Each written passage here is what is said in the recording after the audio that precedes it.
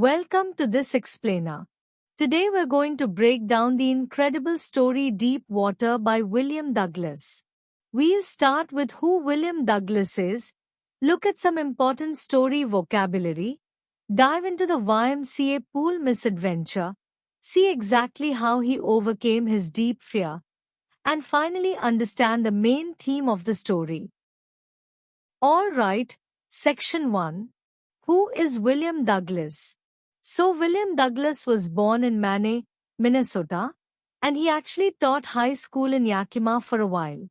Later on, he became a lawyer and eventually an advisor to U.S. President Franklin D. Roosevelt.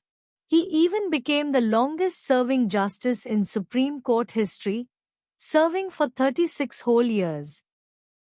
So clearly a very important guy who worked for the government. But long before all of that, he was once just a really frightened little boy. And our story begins at the Yakima River in Washington state. When Douglas was just a young boy, his mother specifically warned him not to swim here. Why?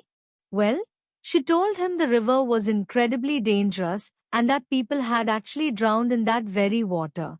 He definitely had to stay away. Moving on to Section 2. Important story vocabulary. Let's learn a few tricky words before we get into the main plot. First up is treacherous. Treacherous simply means something is very dangerous and unpredictable. In the story, the author describes the Acoma River as treacherous. It was totally unsafe and sadly people really had drowned there. Next we've got misadventure.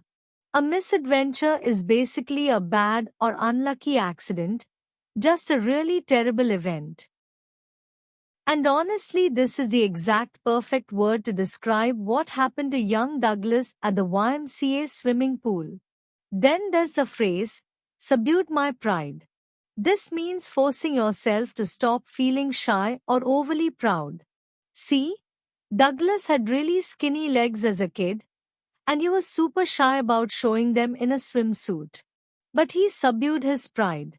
He pushed those shy feelings completely aside so he could go swimming anyway. Our final vocabulary word is flailed. To flail means waving your arms and legs around wildly, usually because you're in a total panic. Imagine being absolutely terrified in deep water. You'd hit the water wildly with your arms, right? Because you can't breathe. Well, that's exactly what flailing is. Okay, Section 3. The YMCA pool misadventure. Let's trace this terrifying experience. You see, Douglas' fear of water didn't just happen overnight. It really grew over time. It started when he was just 3 or 4 years old. He got knocked over by these huge, heavy ocean waves in California. Then around age 10 or 11, that terrible misadventure happened at the YMCA swimming pool.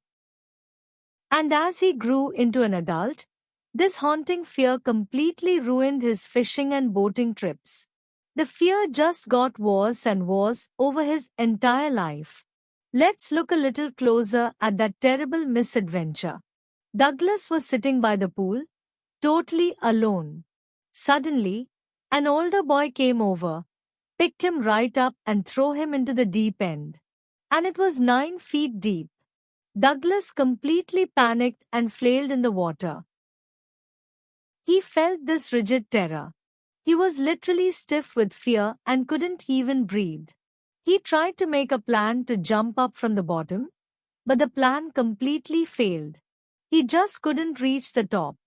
In the text, Douglas writes this really poetic sentence, I crossed to oblivion and the curtain of life fell.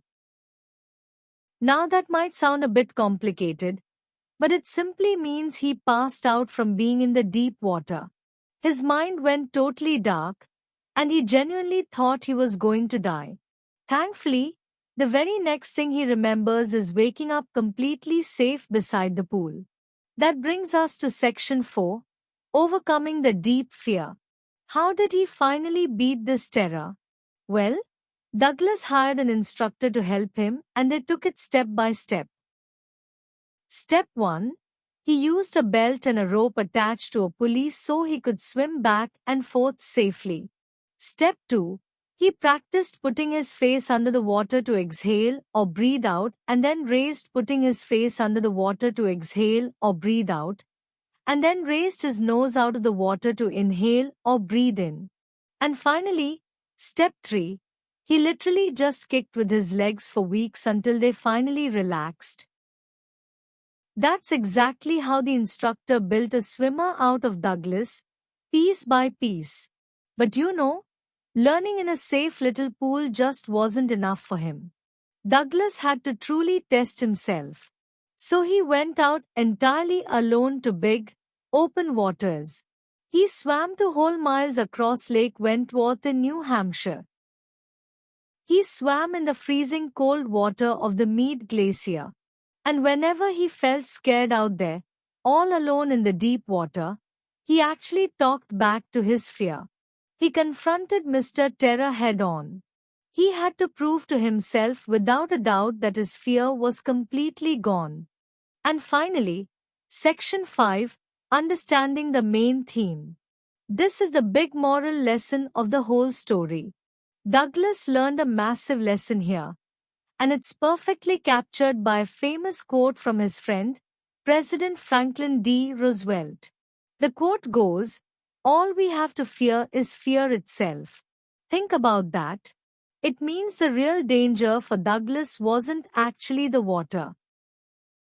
The real danger was that terrible, paralyzing feeling of panic inside his own mind. So what's the big takeaway? Conquering your deepest fears makes you appreciate life so much more. Because Douglas almost died in that pool, his will to live became incredibly strong. He wanted to live a truly free, adventurous life. And he absolutely refused to let fear stop him from enjoying this beautiful world. And that wraps up our chapter.